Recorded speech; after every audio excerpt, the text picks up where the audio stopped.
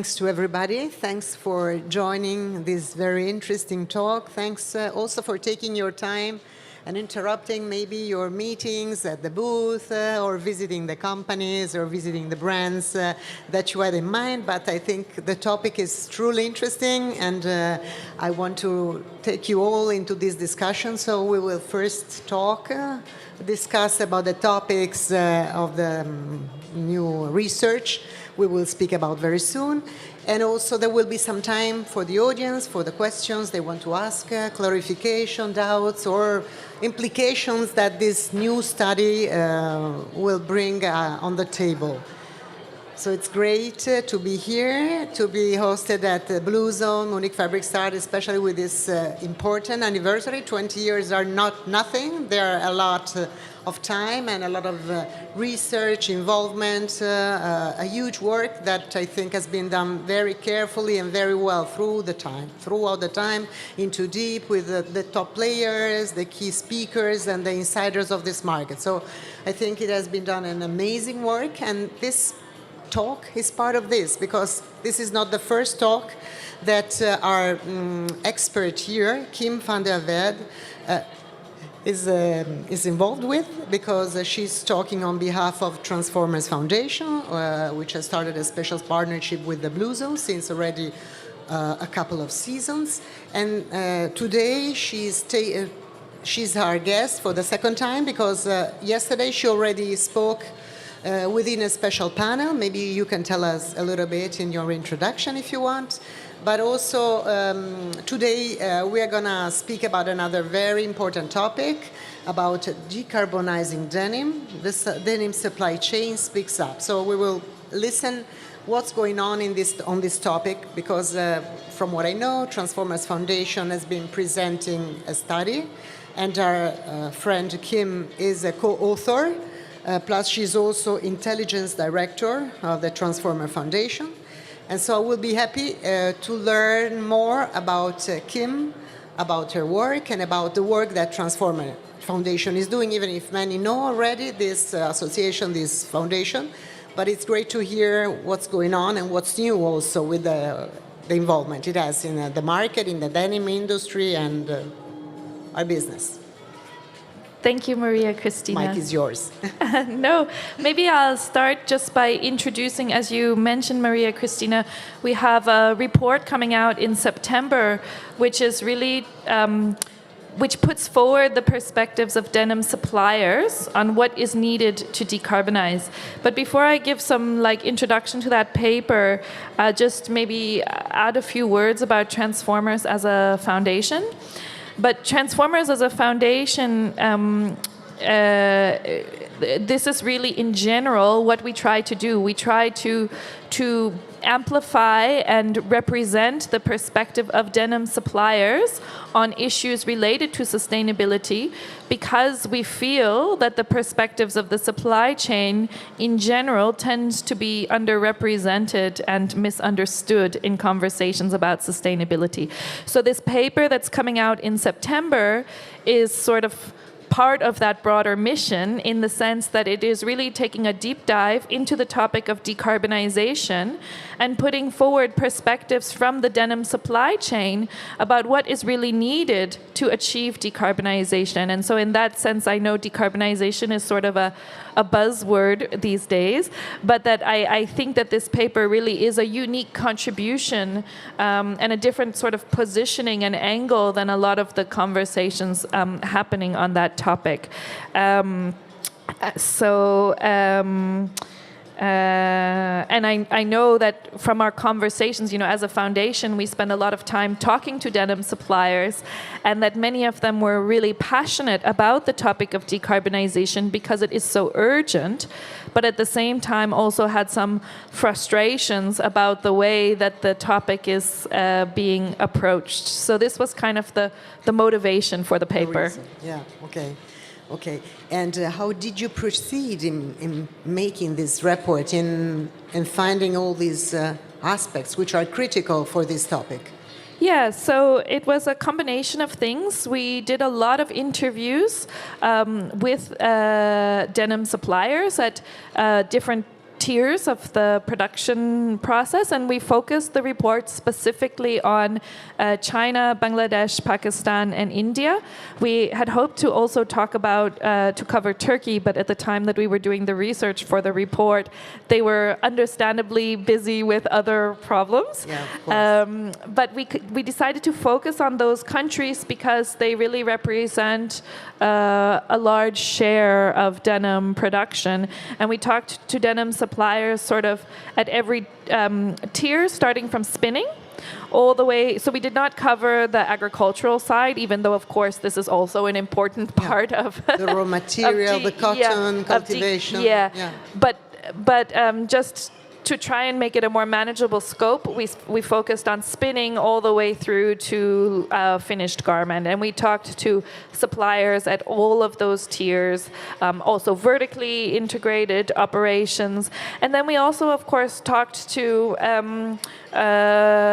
technical experts in the field of decarbonization. And in addition to the interviews, we also did workshops where we brought suppliers together to talk to each other, to see if we could, because we didn't want this paper to only be about explaining the barriers, but also presenting some solutions. And so the intention of these workshops was really to get denim suppliers together and brainstorming a little bit on the solution side as well. So. And it was done over the course of, the research was done over the course of a couple of months. Okay.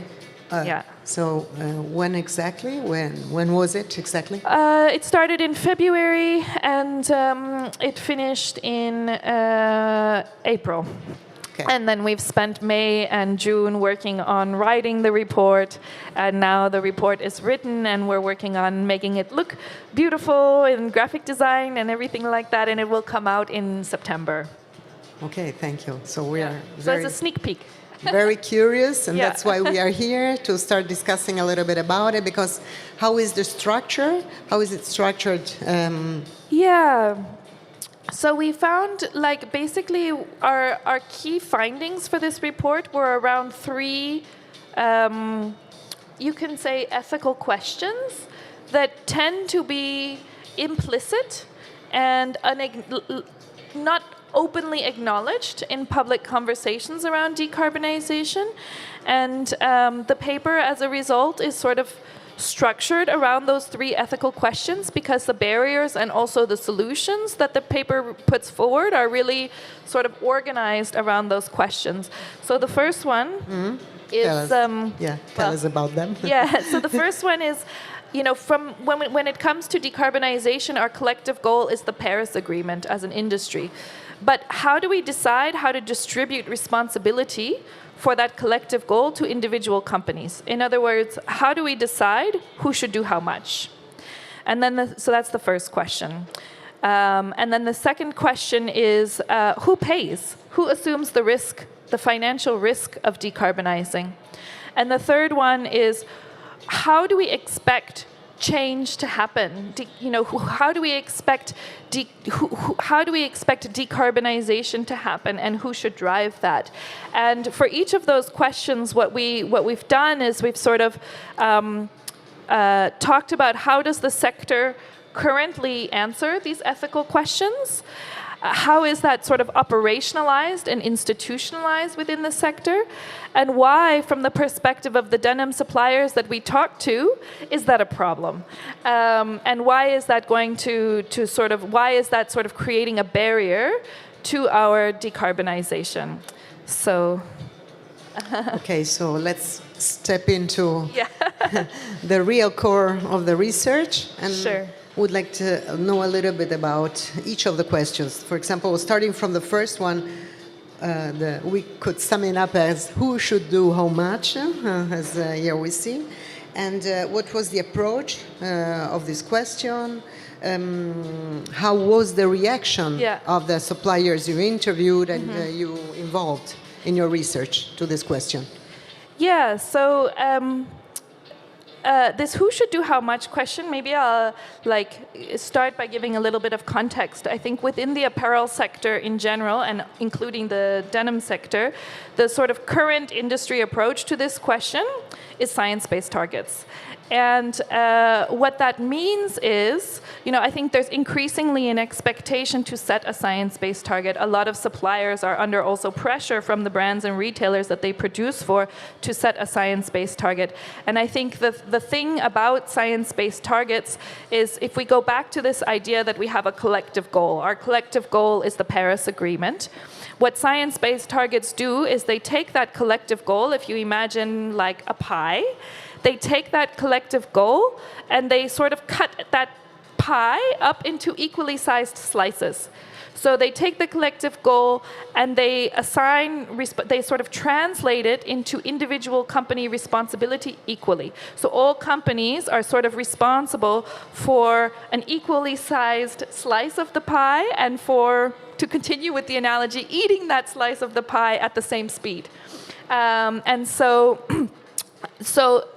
when we talk about that approach, one of the assumptions that is critical to that approach is it technically possible for all denim suppliers to decarbonize to the same extent and at the same speed?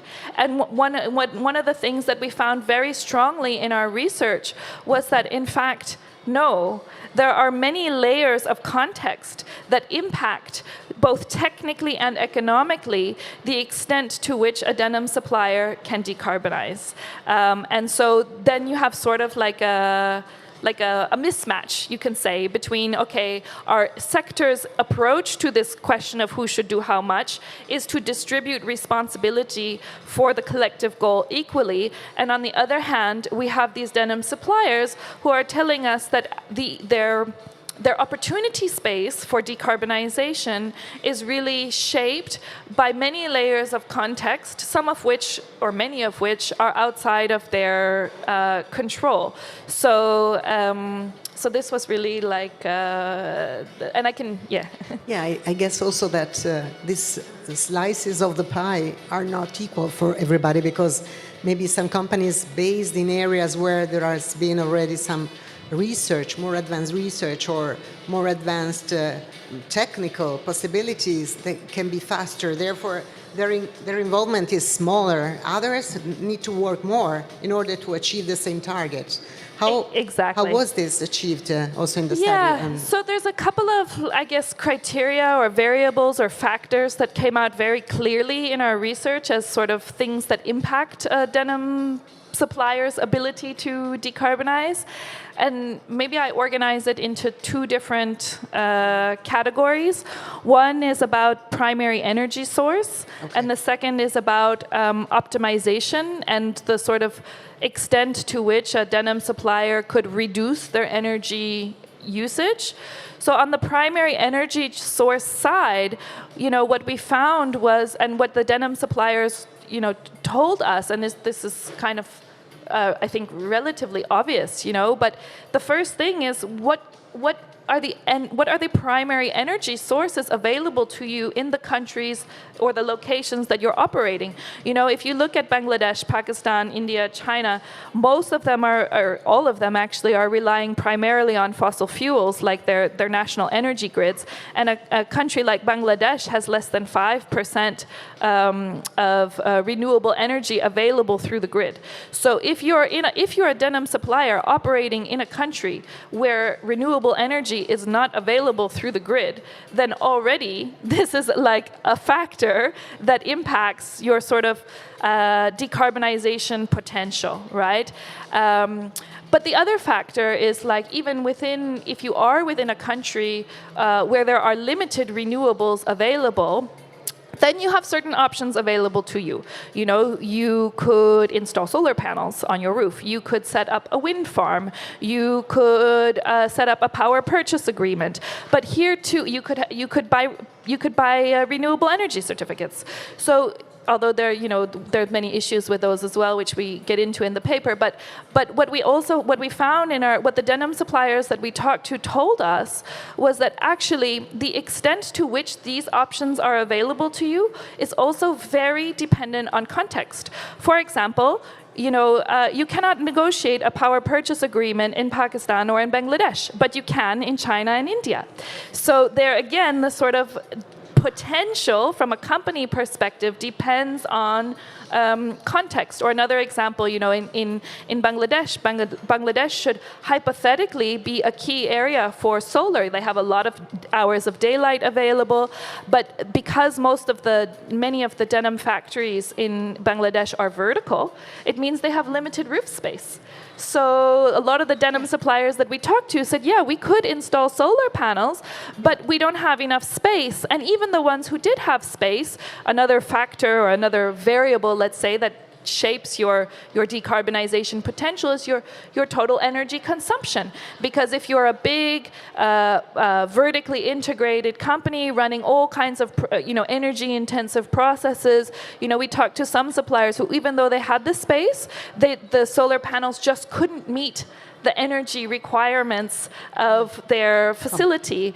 And what we also found was that it varied a lot, the extent to which these primary energy source options were available to a company depended also, or varied a lot, even by region within the same country.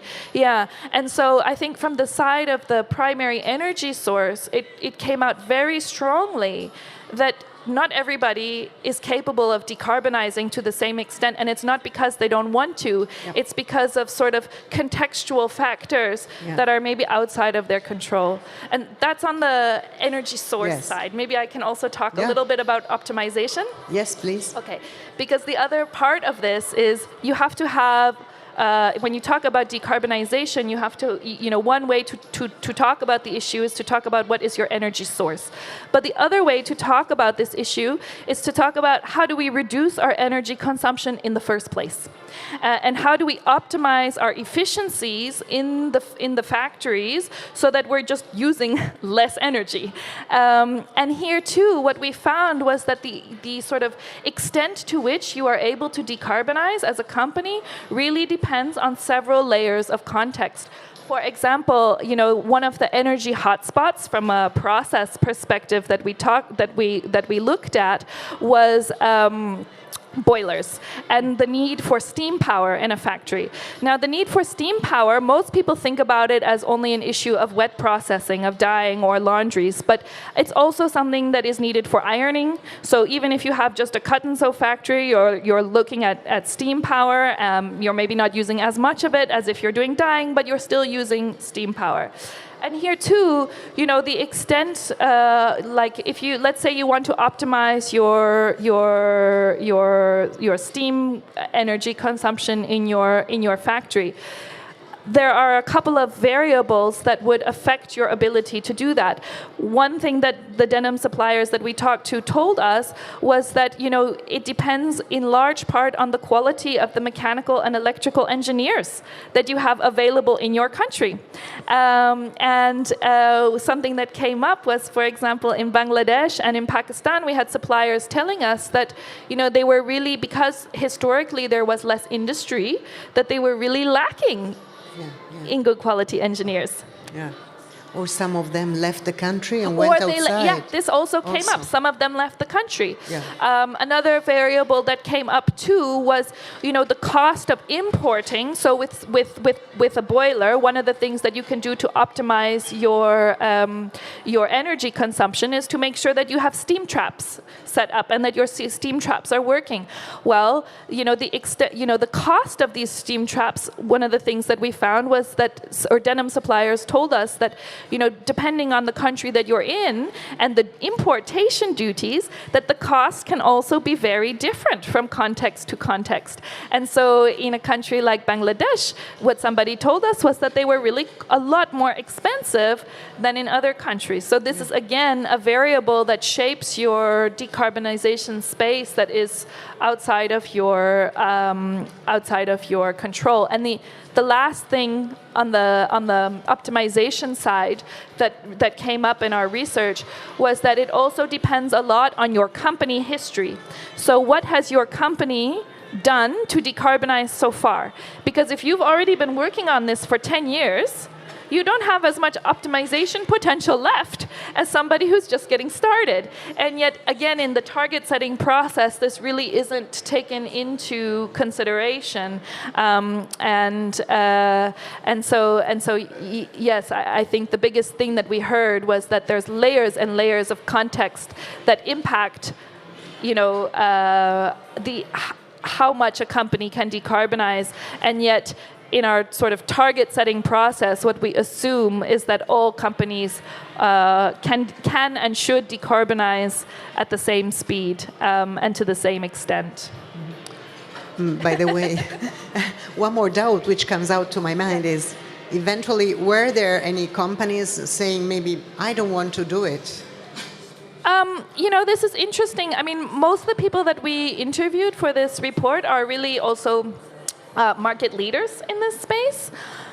And so in that sense, maybe they're not representative. But what I will say is that something that came out very strongly is that they all seemed to be very passionate about this topic because they're living and working in some of the places that are going to be most impacted by climate change. Yeah, of course. So and are already. It's in their interest to be involved and to be part of the solution. Yeah, exactly, and they were very passionate that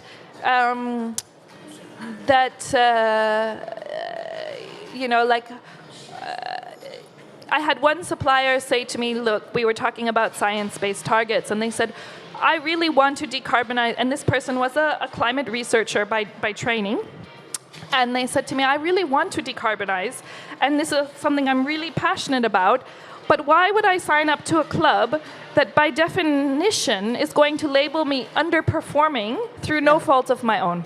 Yeah. But I think it's not, the bigger point here is that if we do not get the answer to this question right, we will fail. Because if we say, to go back to this pie, right? If we take our collective goal and we divide it up into equally sized slices, and one company or two companies or three companies fail to sort of eat their slice of the pie, then collectively we will all fail.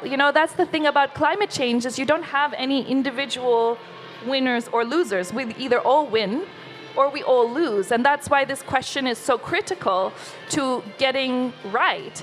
Because it's not only, it's a lot about equity, it's a lot about what's fair, but it's equally about what's feasible. And right now, what our research found is that the way that we're answering this question not only is not equitable, but is also not feasible, which means we will collectively fail. Okay, thanks. Thanks a lot for going into deep so much in all these aspects. And now there is another very critical aspect, because we have to also consider the aspect of costs. Yes. And then the second question, which is also very important, who pays? I would like to know how the involved partners have approached this aspect, and also what do they think? Who has to pay in the end? Yeah. So I think this is, I agree with you, a critical question. And the funny thing, well, it's not funny, it's terrifying, but maybe the ironic thing is that this question in the decarbonization debate is almost never asked. It is assumed that manufacturers will be the ones to pay because they are the ones who need to make most of the changes, because most of the emissions, if you look at the denim supply chain, are in production, particularly in wet processing. And so it is assumed that because the denim suppliers are the ones who have to make the changes, that they are also the ones who will pay for it. And it is also assumed that they can do that because these changes are good for their business, that decarbonization is somehow going to save them money. And so what we looked at in this report is this a fair assumption? And what the denim suppliers that we talked to told us over and over and over again is that no, yes, there are some investments related to decarbonization that maybe will save them some money. But there are a lot more investments related to decarbonization that they need to make if they're going to really be serious about decarbonization that actually have no payback or have very long paybacks.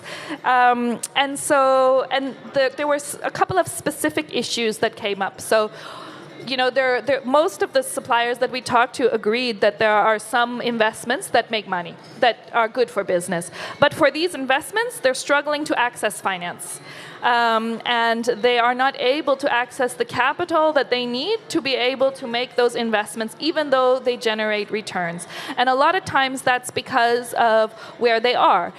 For example, maybe the loans are being offered in hard currency, but because of the exchange rate, it becomes unviable for them.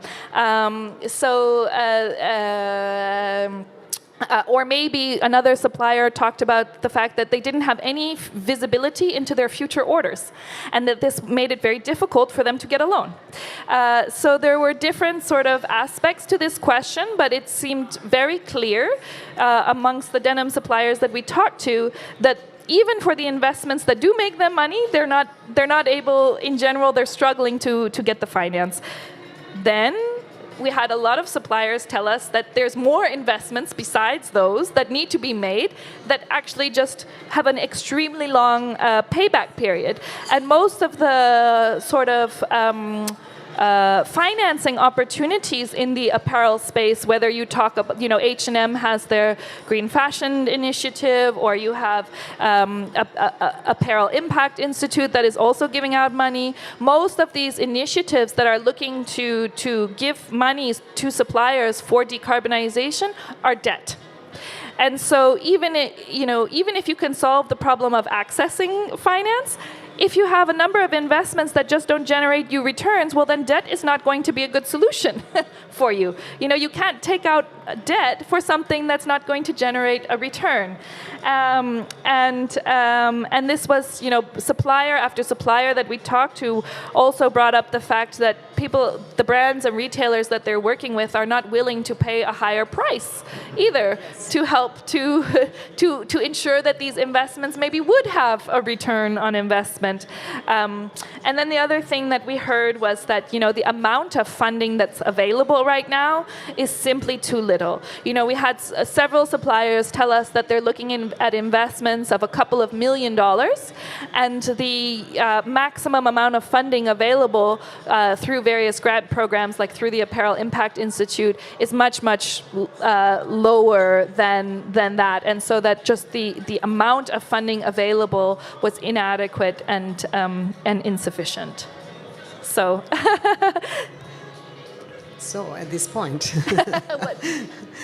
what could companies do? We do? Yeah. Yes.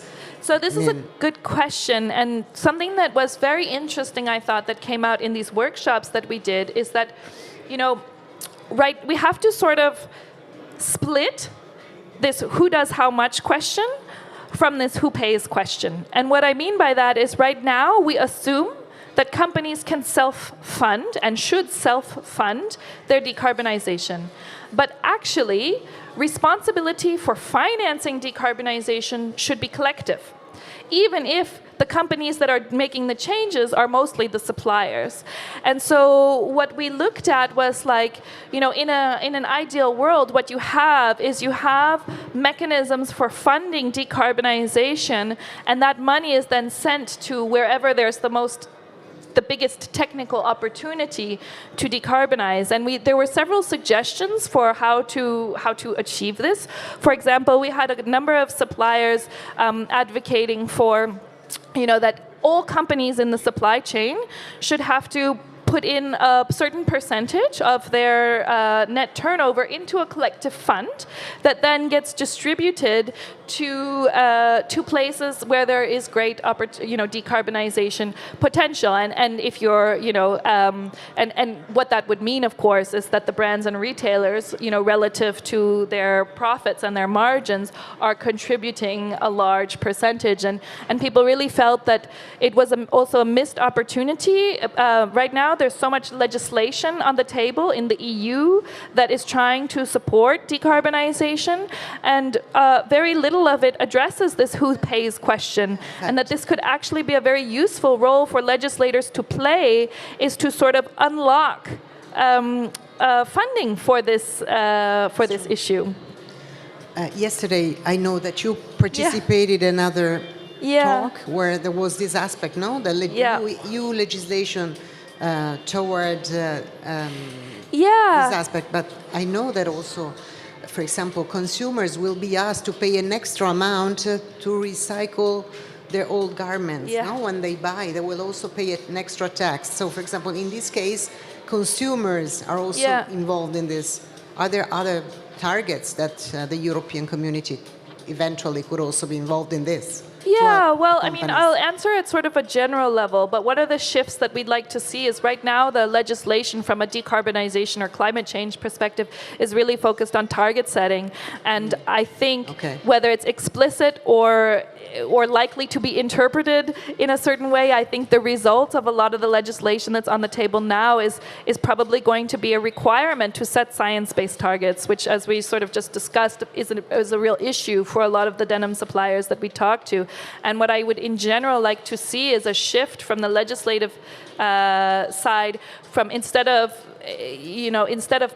pushing a certain approach to target setting, that they leverage their position to really try to unlock sources of funding, whether that's from government, from the public sector, or from the brands and retailers that are within their jurisdiction, and it's not only legislators. I think advocacy organizations and activists too. I would, why aren't we demanding to see, the percentage that a brand and retailer is investing in its supply chain's decarbonization, or even, another suggestion that one of the suppliers participating in the research for this report suggested was even a change in the greenhouse gas reporting protocol for Scope 3 emissions.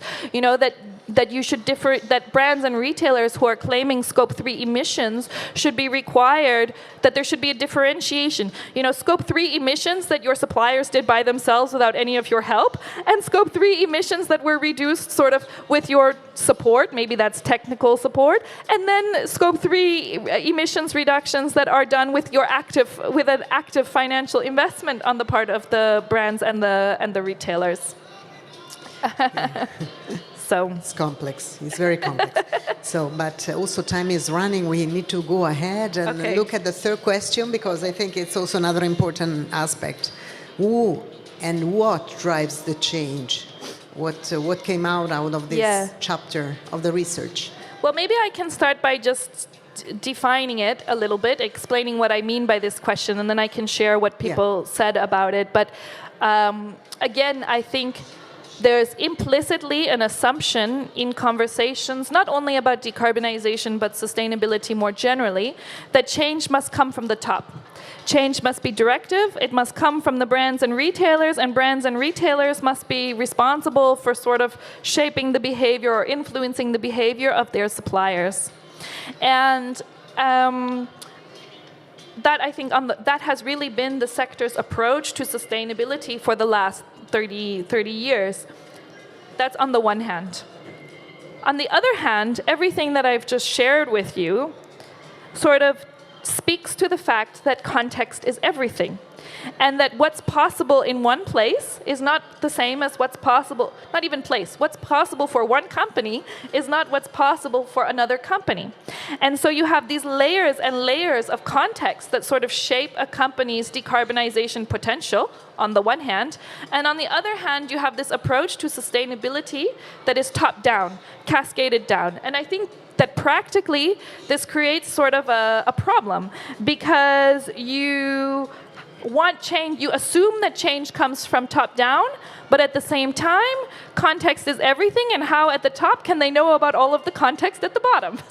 And so one of the questions that this report raises is actually maybe we need to shift to a bottom-up approach to this issue, because that is the only way that we will be able to take these layers of context into consideration. And to go to your part of your question about what denim suppliers told us in the research for this report, they kind of organized it into sort of two areas. They said, as a result of this situation, what is happening is that the direction of the decarbonization agenda sometimes just doesn't make sense. And we had a lot of suppliers tell us, that they would have a sustainability person from a brand or a retailer coming and telling them to do something that didn't make sense in the context that they were in, and that sort of the direction of the decarbonization agenda is being set in a way that, because it's being set sort of at a stratospheric level, is not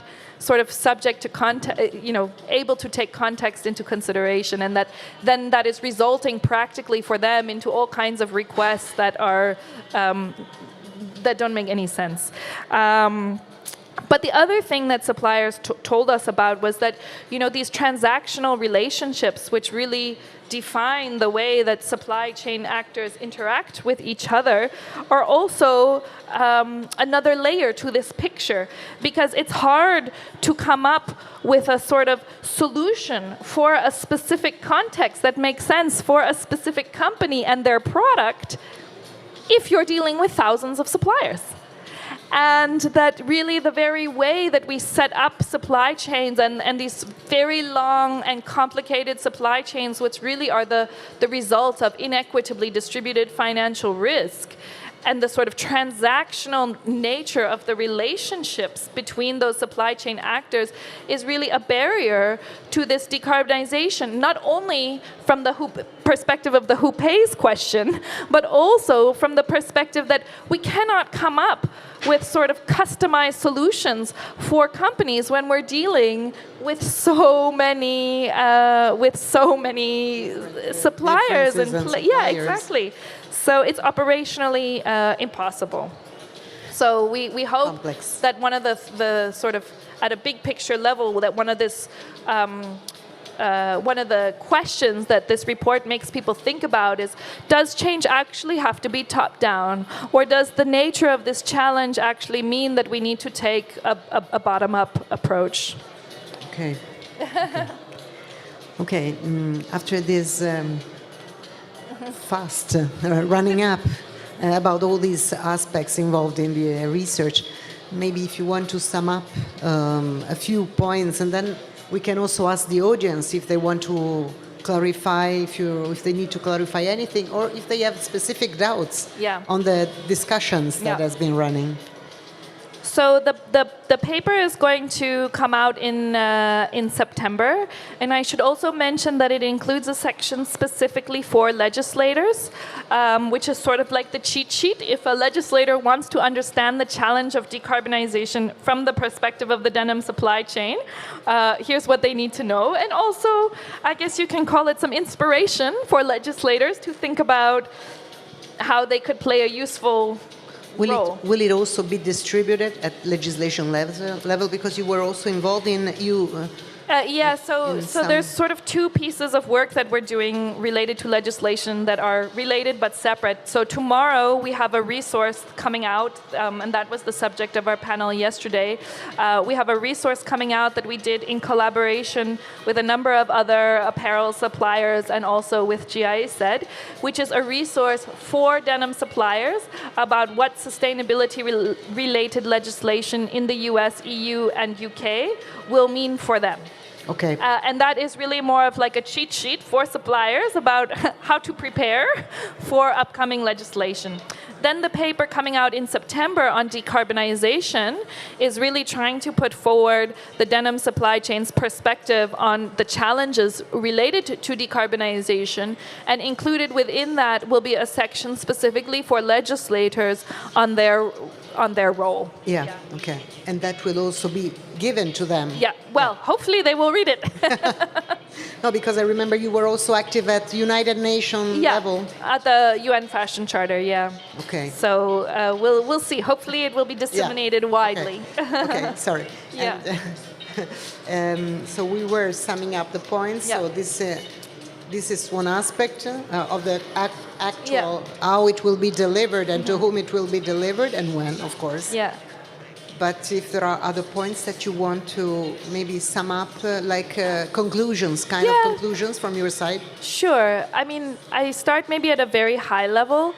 At a very high level, I think that the way we define a problem really matters. And we need to be explicit about how we're defining a problem and who is getting to define a problem. Mm-hmm. And what I mean by that is what came out very clearly in our research at a sort of high level is that the way that denim suppliers that we talked to defined the problem of decarbonization was very different to the way that the sector right now is defining the problem of decarbonization. And so I think at a very higher level, one of the things that I hope this paper will push people to stop and think about is who's defining, because how we define the problem is usually invisible. We usually go right to the solutions, but those solutions are based on a certain understanding of the problem. So I hope in general that this paper will push people to stop and say, instead of sort of arguing about the solutions, to go back and say, how did we define the problem? Who was involved in that? And who's missing from that picture? And then, related to these three questions that we just talked about at a very basic level, I hope that we sort of are able collectively to let go of the belief that all companies are able to decarbonize at the same speed and to the same extent. I hope we are able to let go of the belief that it is possible and desirable for a company to self-fund its decarbonization, and that these investments are, that all of these investments are going to generate returns. And I hope we're able to let go of the belief that change must come from the top and be directive. So, Thank you. Very interesting. Absolutely. I don't know if there are any topics we didn't speak about, or if there are any questions from the audience. Okay. First of all, introduce myself. We don't know maybe you know me, you don't know me. I'm the one who intended to bring transformers here. I'm not very happy to see that we have such a low audience, but we can blame it to the usual suspect, which is this climate story that has affected all of us, which makes the topic even more important. So the devil's advocate would ask, why should the industry has to pay for that instead of the countries that are dealing with the whole, let's say, initiatives about the way that the industry works? I mean, if I belong to a country that has positive carbon emissions, why should I have to do it by my own company? So your question is why is the private sector have to pay for this as opposed to the public sector? Is that right? I mean, I think there's a role for both to play. But the point that this paper sort of tries to make is that right now we're not even asking the question explicitly. It is assumed that it is the suppliers who need to pay. And I think there's different, I think it comes back to, one of the things that we really advocate is that responsibility for financing decarbonization needs to be collective, because these are, if we talk about primary energy source and changing an energy grid in a country, these are not things that one company by themselves can possibly take on. So I think there's definitely a role also for government action, but here too, you get into questions of equity. Because, the reason that we're in this sort of state of the world that we are now is really because of historical emissions. And the countries historically responsible for emissions are not the countries, the same as the countries who, that are now being asked to make a lot of these changes. And so here too, from a legislative perspective, what I would hope to see is that, at the EU level, or for example, that legislators start to look at how they unlock funding for governments. In this paper, we're looking at Pakistan, we're looking at India, we're looking at Bangladesh, China, but each of those countries has sort of different, and we look at this in the paper, different plans, let's say, from an energy grid perspective. But that the EU can also be looking at unlocking funding to support, for example, Pakistan and Bangladesh governments with their decarbonization. So I think at the grid level, there's a big role for government to play, and we can talk about which governments. And then at the optimization level, that is where we really start to look more at companies and what companies can do. But even here too, it's not so. It requires also investments that are beyond a single company's control, like investing in engineering programs, this is not something that one company by themselves can change. Yeah, I think it's pretty clear that I did this question because it's obvious that if we don't have a common mindset, we cannot go further. This is the problem for me now, that it's who pays the ferryman. You said it before, that is going to pass us from the other side to the other side. So it's still existing a very, let's say, non-defined situation about the production, about the way that has been done, and we still look another direction. I mean, this is for me, the real meaning of what's happening, because they don't wish to bury the cost. And investments are not easy to, I heard Cristina that said before, Maria Cristina, that it's not easy in a period of such a huge crisis to talk about investments. So again, it has to do with the will of the governments. We have recently heard a lot of things from the European Union. They are working in a parallel of those things. They're already funding those issues. But I think we have to run faster, otherwise we will remain backwards. This is my friendly conclusion that comes out, is that we are talking and not doing. I suppose you will agree with me that we are still at the beginning, no? Yes, absolutely. Yeah. Thank you so much. Thank you. I don't know if somebody else wants to ask any question, any doubt. Of course, the topic is absolutely difficult. And still, I think, as I was asking, there are still groups, organizations, countries that don't want to be involved in this change, which is also a very huge problem. And instead, everybody is involved because we are all suffering from it, and we already see the consequences in problems like climate change and the difficulties that we are facing. For this, at this point, I have to thank a lot Kim, the Transformers, for the study that's been carried on, and I hope that it helps further to sensitize everybody, every player, and every consumer also, because it's in everybody's hands. But we all have to move and hurry up on this. Thank you, Maria Cristina, for Thanks a lot. having this conversation. Thank you to everybody. Bye. Have a nice show. Bye-bye. Thanks again. Bye-bye.